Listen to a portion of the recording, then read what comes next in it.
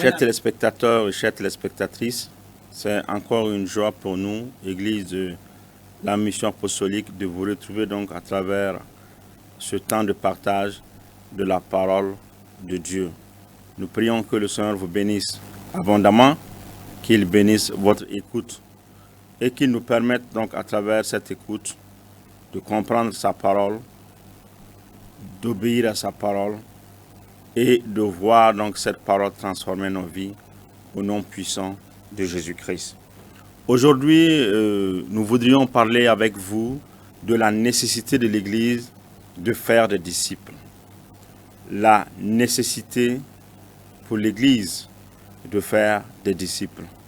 Je parle donc de l'Église de Jésus-Christ, l'Église locale comme l'Église universelle, la nécessité donc pour l'Église de faire des disciples. Parce que aujourd'hui, on peut traîner beaucoup de monde, on peut avoir des méga-églises, des pasteurs diplômés ou surdiplômés, des églises avec plein de manifestations, plein de révélations, de prophéties et de toutes sortes donc de manifestations spirituelles, et continue toujours à avoir des chrétiens qui ne sont pas dans la maturité spirituelle. Si vous faites le constat aujourd'hui dans les églises un peu partout, surtout dans le milieu évangélique, vous verrez bien qu'il y a des situations qui viennent remettre en cause ou qui nous amènent à nous poser des questions sur l'état spirituel réel des fidèles, des membres donc, qui composent donc, les églises. Et nous allons découvrir cette nécessité dans la parole de Dieu, particulièrement dans l'Ancien Testament, avec donc Moïse et le peuple d'Israël. Nous allons examiner un certain nombre d'événements qui se sont produits, la réaction donc de tout ce monde qui était avec Moïse. Et en observant toutes ces choses, nous aurons donc une lumière qui nous permettra de comprendre qu'il est nécessaire pour les églises d'avoir des chrétiens matures, d'avoir de véritables disciples. Et à partir de cela, nous allons rapidement un peu voir dans le Nouveau Testament et des éléments également qui nous permettront d'aller donc à cette conclusion qu'il est plus que nécessaire pour l'Église de Jésus-Christ donc de faire des disciples. Les églises sont pleines, comme je l'ai déjà dit. Il y a beaucoup de choses qui se passent, mais nous avons des chrétiens qui ont des difficultés à croître spirituellement. Nous avons des bébés chrétiens, des chrétiens qui sont bébés, des chrétiens qui sont focalisés, qui se focalisent sur tout ce qui est charnel, des problèmes de colère, des problèmes de jalousie, des problèmes de conflit, des problèmes de division, des besoins, ils sont focalisés sur la satisfaction des besoins primaires de l'homme. Ça veut dire que les chrétiens aujourd'hui se recentrent sur les besoins matériels, sur le besoin matériel, le besoin financier, le besoin économique. Et on a l'impression que notre marche avec Christ tourne simplement autour du bien-être social, bien-être économique, bien-être financier et pas mal de choses. Donc nous allons découvrir ces choses dans la parole de Dieu, en examinant donc la marche du peuple d'Israël. Et nous aurons à considérer plusieurs chapitres, mais nous allons rapidement aller compte tenu donc, du temps qui nous est donné donc, au cours de cette émission. Alors, je vous invite déjà à lire avec moi dans Exode chapitre 17, verset 4. Exode chapitre 17, verset 4. Nous lisons « Moïse cria à l'Éternel en disant « Que ferai-je de ce peuple? Encore un peu, et ils me lapideront. » Je reprends. Moïse cria à l'Éternel en disant « Que ferai-je de ce peuple? Encore un peu, et ils me lapideront. » Alors, nous lisons donc une déclaration, une conversation de Moïse à Dieu. Et cette conversation est en rapport avec le peuple que Dieu lui a confié depuis l'Égypte. Vous savez comment Dieu a appelé Moïse depuis donc qu'il était berger. Dieu lui a dit « Je te donne une mission, va délivrer mon peuple. » de la mer de Pharaon. Vous savez comment Moïse donc a résisté, voulu trouver des prétextes pour ne pas aller obéir à Dieu. Et Dieu a fait venir Aaron, son frère, et les deux ont travaillé ensemble. Et Dieu, par différents prodigues, par des miracles, a forcé la mer de Pharaon pour faire sortir son peuple d'Égypte. Et ils sont arrivés au niveau de la mer. Et Dieu a encore fait de grandes choses parce que la mer constituait un blocage. Et en principe, à cause de la mer, Israël, le peuple d'Israël devait mourir parce que les ennemis Pharaon étaient derrière en train de venir avec son armée, des élites qui venaient pour détruire le peuple de Dieu. Mais Dieu a manifesté sa grâce et a permis que Israël puisse traverser la mer Rouge. Dès qu'ils ont traversé la mer Rouge, ça a été un sujet de joie. Voilà, les gens se sont mis à chanter, c'était des réjouissances, c'était la joie. Quand tout va bien, voilà, on loue le Seigneur. Quand tout va bien, on chante le Seigneur. Quand tout va bien, on célèbre la bonté du Seigneur. Ça, c'est la nature de l'homme, c'est la nature du chrétien. Et c'est normal, la Bible même dit de rendre grâce à Dieu, de chanter des cantiques quand tout va bien. Mais dès qu'ils ont fini de chanter, ils vont rencontrer un premier obstacle. Et ce premier obstacle-là, c'est à la mer, à l'eau de Mara. Vous savez, les gars sont dans le désert, le peuple est dans le désert, et il y a toutes sortes de personnes. Il y a des vieux, il y a des vieilles, des personnes âgées, je vous dis pour ceux qui n'aiment pas les termes vieux et vieilles. Il y a des papas, il y a des mamans, il y a des grands-papas, des grands-mamans. Il y a des jeunes, il y a des enfants qui apprennent à marcher, des enfants qu'on allait, des enfants, voilà, toutes les catégories sociales, toutes les couches d'âge étaient dans le désert. Et quand on parle de désert, voilà, ça veut dire qu'il y a un problème d'eau. Et voici que dans ce parcours vers le rendez-vous avec Dieu sur le mont Sinaï, parce que Dieu attendait son peuple au mont Sinaï pour un nouveau départ avec un peuple qui a passé des années en Égypte. Dieu leur avait donné un rendez-vous. Ce premier rendez-vous d'abord, c'était au mont Sinaï. Et dans la marche de la mer Rouge vers le mont Sinaï, premier obstacle qui va révéler la nature, l'état spirituel de ceux qui étaient avec Moïse dans le désert. Ils sont arrivés, ils ont vu de l'eau, les gens avaient soif. Malheureusement, ils sont arrivés à Mara, mais ils ne purent pas boire l'eau de Mara parce qu'elle était amère. Ça, c'est dans le chapitre 15. Ils arrivent, ils trouvent de l'eau, les gens certainement se sont précipités pour aller s'abreuver. Et dès qu'ils ont commencé à boire, ils se sont rendus compte que l'eau de Mara était amère. Qu'est-ce qu'ils ont fait?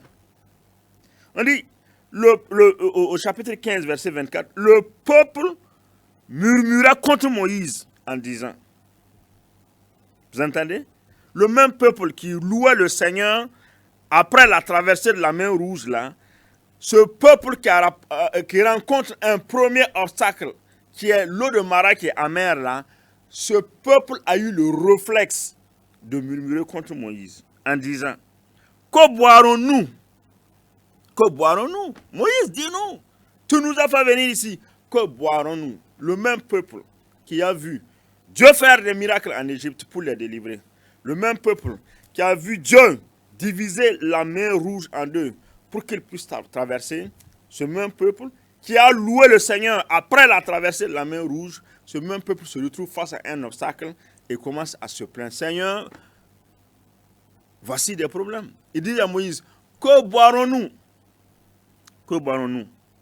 Et Moïse, qui est un leader, qui marche selon Dieu, un leader qui se tourne toujours vers le Seigneur quand il y a des problèmes, la Bible dit que Moïse cria à l'Éternel. Moïse cria à l'Éternel. Alléluia. Moïse cria à l'Éternel face à ce problème de l'eau de Mara. Le peuple met la pression sur Moïse. C'est un peuple qui a murmuré. C'est un peuple qui s'est plaint. C'est un peuple qui n'était pas content. Et pour ceux qui savent, vous savez très bien que Moïse avait au moins 2 millions de personnes avec lui. Il y en a qui parlent même jusqu'à 3 millions, mais moi je dirais au moins 2 millions de personnes. quelle méga église de 2 millions de personnes qui se lèvent, qui murmurent et qui se tournent vers toi pour dire, trouve-nous une solution à notre problème. Moïse s'est tourné vers le Seigneur et Moïse a crié. Et quand Moïse a crié à l'Éternel, l'Éternel lui indiqua un bois qu'il jeta dans l'eau. L'Éternel dit à Moïse, prends un bois, jette ce bois dans l'eau. Et quand Moïse a jeté le bois dans l'eau amère est devenue de l'eau douce. Alléluia, la main de Dieu. Quand Moïse a jeté le bois dans l'eau amère est devenue de l'eau douce. Je prie que l'Éternel jette du bois dans ton eau amère pour qu'elle devienne de l'eau douce. L'eau amère que tu ne peux pas boire. Tu as soif. Tu voudrais bien te désaltérer, t'abreuver. Tu voudrais bien retrouver de la vigueur, retrouver des forces, retrouver donc une nouvelle vision, retrouver une nouvelle inspiration, une nouvelle motivation, retrouver la joie et la grâce de pouvoir continuer dans ta marche là où le Seigneur t'a placé. Et je prie que Dieu mette du bois dans ton eau amère, qui est Mara, pour que cette eau amère se transforme en eau douce. Au nom de Jésus. Donc, Dieu a donné des instructions à Moïse. Et Moïse a obéi aux instructions du Seigneur. Et quand il a obéi, le miracle s'est produit. Donc, vous avez une église de 2 millions de personnes, de moins de 2 millions de personnes, qui est là. Et Dieu utilise le pasteur Moïse, ou le prophète Moïse, ou l'apôtre Moïse, pour faire le miracle. Alors, le miracle s'est produit. Tout le monde est content. C'est la joie. Si c'était de nos jours, alors Moïse donc aurait pu se donner donc un nom. Il aurait pu dire faire de la publicité et déclarer aux yeux du monde entier qu'il est loin de l'Éternel qui transforme les situations amères en situations douces. Ça aurait été de nos jours, on aurait donc eu un serviteur de Dieu qui s'est donné ce nom. Ouais, loin de Dieu, qui transforme les situations amères en situations douces. Dieu qui prend le pasteur ou le prophète ou l'apôtre Moïse, qui fait le miracle. Si c'était de nos jours, voilà, peut-être que j'allais me promener de radio en radio, de télévision en télévision, de pays en pays, pour dire, voici l'homme que Dieu a utilisé pour transformer l'eau de Mara en l'eau douce. L'homme qui a le mystère de transformer les eaux amères en eau douce. L'homme qui a l'onction de transformer les eaux amères, les situations amères en situations douces.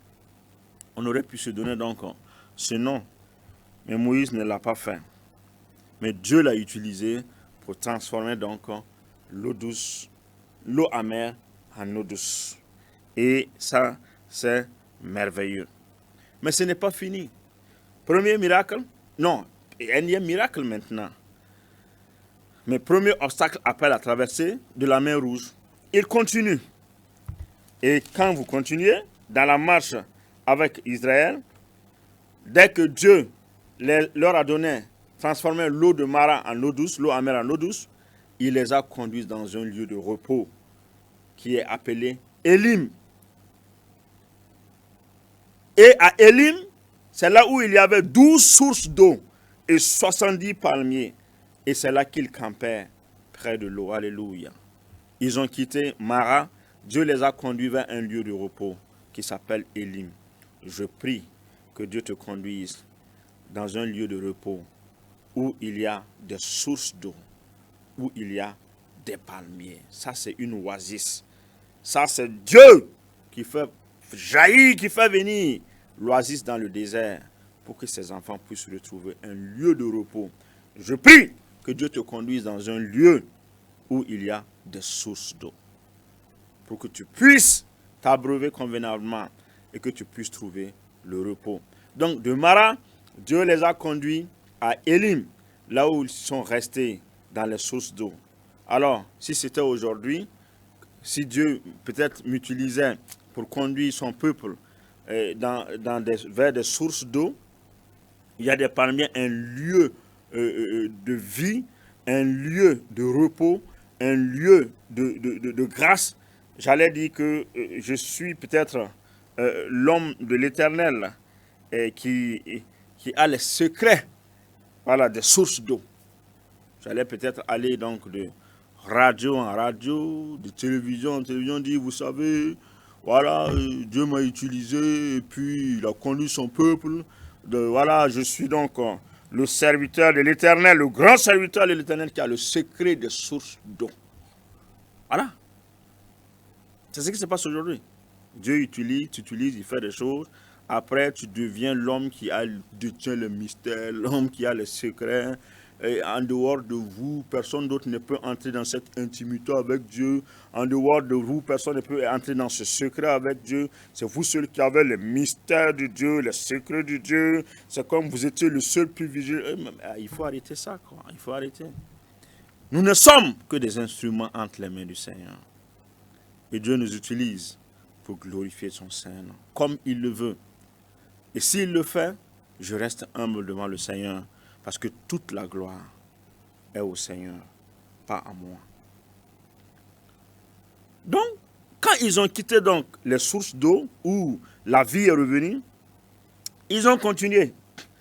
Ils sont, d'Élim, quand ils ont quitté Élim, ils sont arrivés au désert de Sin, qui est entre Élim et Sinaï. C'est ça. Et arrivé donc dans ce désert de Sin là, les gens ont eu faim. Ils ont eu faim. Ils ont dit à Moïse là, voilà, regarde l'état dans lequel tu nous mets. Regarde la situation dans laquelle tu nous mets. Et quand vous lisez le chapitre 16 d'Exode, regardez ce qu'ils ont dit à Moïse. Le chapitre 16, verset 2. Et toute l'assemblée des enfants d'Israël murmura dans le désert contre Moïse et Aaron. Le même peuple qui a vu le Seigneur faire des miracles à la mer Rouge. Le même peuple qui a vu Dieu transformer l'eau de Mara, l'eau amère en eau douce. Le même peuple qui les a conduits à Élim, là où il y avait des sources d'eau et des palmiers. Ce même peuple arrive dans une étape de leur marche. Et quand un autre obstacle se présente, la faim, et ils disent, ils murmuraient contre Moïse et Aaron. Les enfants d'Israël leur disent, que ne sommes-nous morts? Que ne sommes-nous morts par la main de l'Éternel dans le pays d'Égypte? Quand nous étions assis près des pots de viande, quand nous mangions du pain à satiété. Car vous nous avez menés dans ce désert pour faire mourir de faim toute cette multitude. Alléluia. Vous voyez, c'est le même peuple, la même église. Quand tout va bien, ils savent chanter. Quand tout va bien, ils savent louer le Seigneur. Mais dès qu'il y a un obstacle qui se présente là, on dit, Moïse, Aaron, voilà, qu'est-ce qu'on fait? Regardez ce que vous êtes en train de faire. Mais Moïse, un serviteur selon le cœur de Dieu. Un serviteur qui sait que la mission qu'il exécute vient du Seigneur. Pas d'un homme, pas d'un groupe d'hommes, mais la mission qu'il exécute vient de l'Éternel des armées lui-même. Parce que Dieu a rencontré Moïse et lui a confié la mission. Ce n'est pas un homme. Moïse se tourne vers celui qui l'a appelé. Et il a parlé à Dieu. On dit, Moïse s'est tourné vers Dieu. L'Éternel dit à Moïse, le chapitre 16, verset 4, « Voici, je ferai pleuvoir pour vous du pain du haut des cieux. Le peuple sortira et en ramassera jour par jour la quantité nécessaire afin que je le mette à l'épreuve et que je vois s'il marchera ou non selon ma loi. » Dieu dit non. C'est un désert, un lieu désertique où il ne pleut pas assez.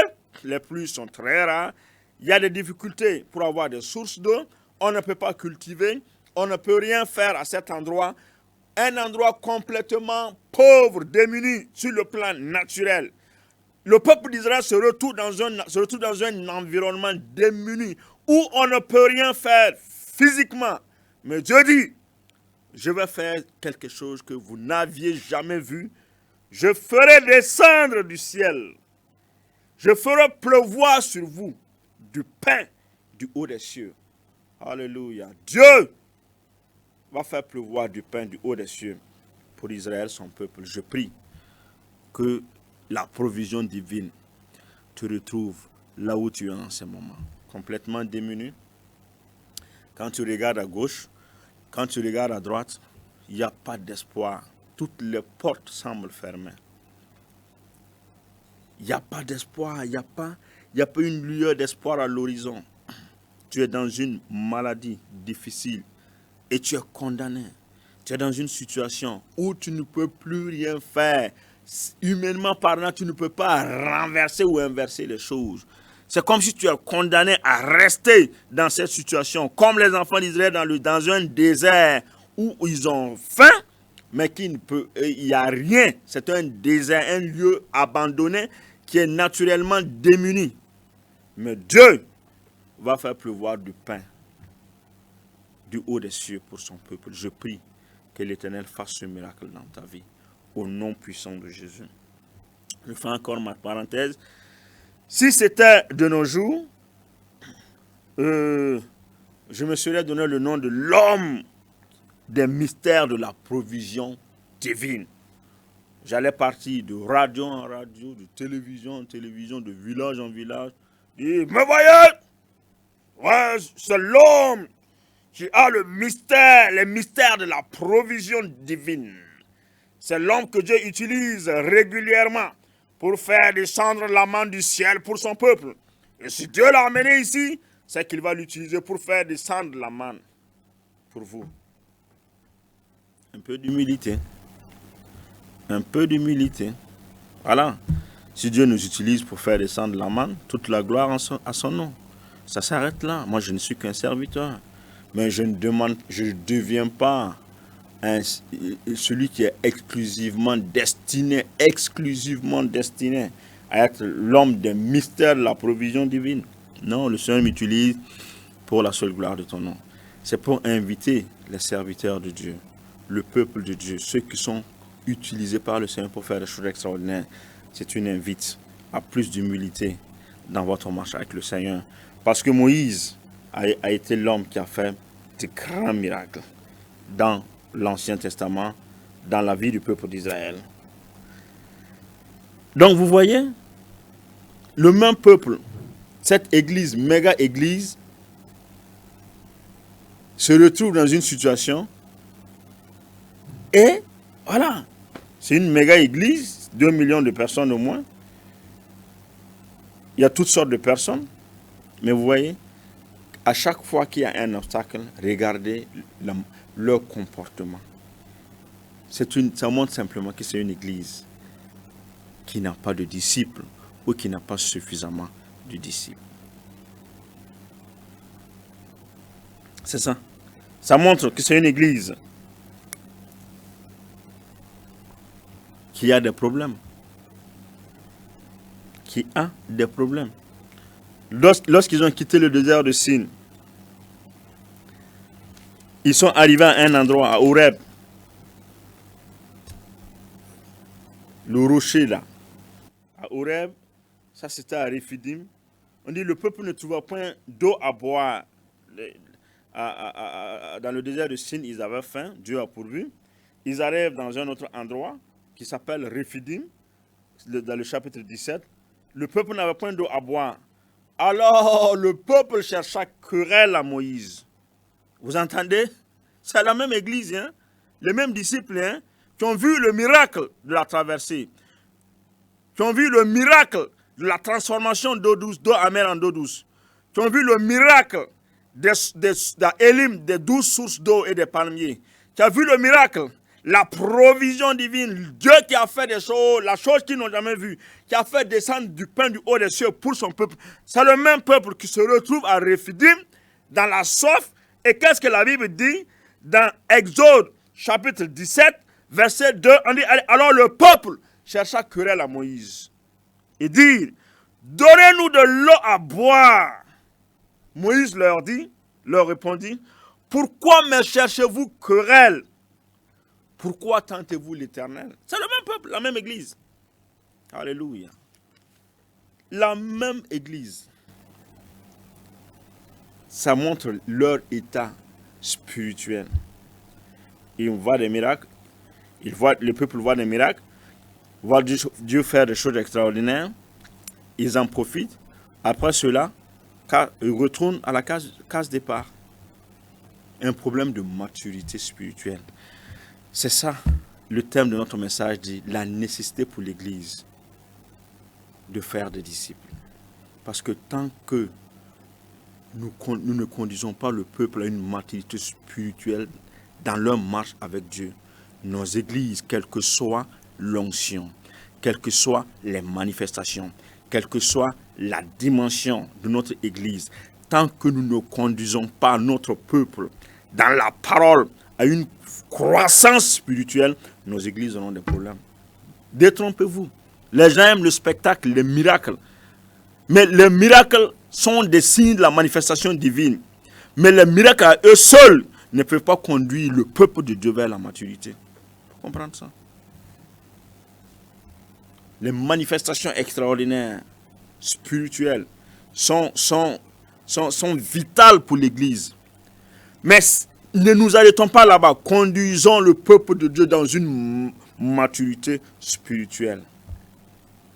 Parce que tant que nous ne le faisons pas, nous allons voir des églises, avoir des églises remplies de disciples.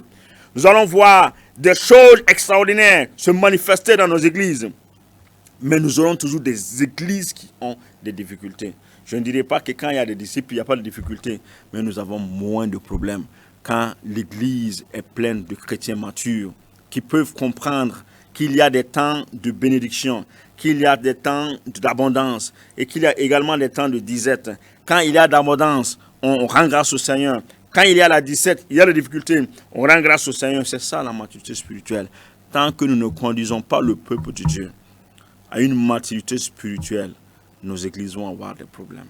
C'est une nécessité pour l'église de faire des disciples assis dans la parole, stables, qui ne peuvent pas se laisser secouer par quoi que ce soit dans leur marche avec Dieu.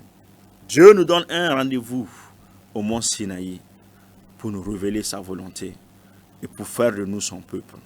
Dans cette marche, il y a des obstacles, il y a des difficultés, mais tenons bon, parce que Dieu nous attend et il va nous montrer ce qu'il va faire. Et souvenez-vous que dans cette marche de l'Égypte vers le mont Sinaï, le premier rendez-vous, Dieu nous a promis sa présence. Il est là, et à chaque fois qu'il y a des problèmes, Moïse se tourne vers lui et lui parle. Soyons des Moïse dans nos églises, des leaders, soyons des chrétiens matures comme les Moïse, qui se tournent vers le Seigneur pour l'appeler en cas de difficulté. Chers frères et sœurs, notre responsabilité, c'est de croître pour devenir des disciples du Seigneur. L'Église a plus que besoin de faire des disciples si nous voulons avancer et voir le monde se donner au Seigneur. Merci pour votre attention. Que le Seigneur vous bénisse abondamment et à très bientôt, Dieu voulant. Vous étiez avec l'Église de la mission apostolique de Burkina Faso. Que le Seigneur vous bénisse au nom de Jésus. Amen.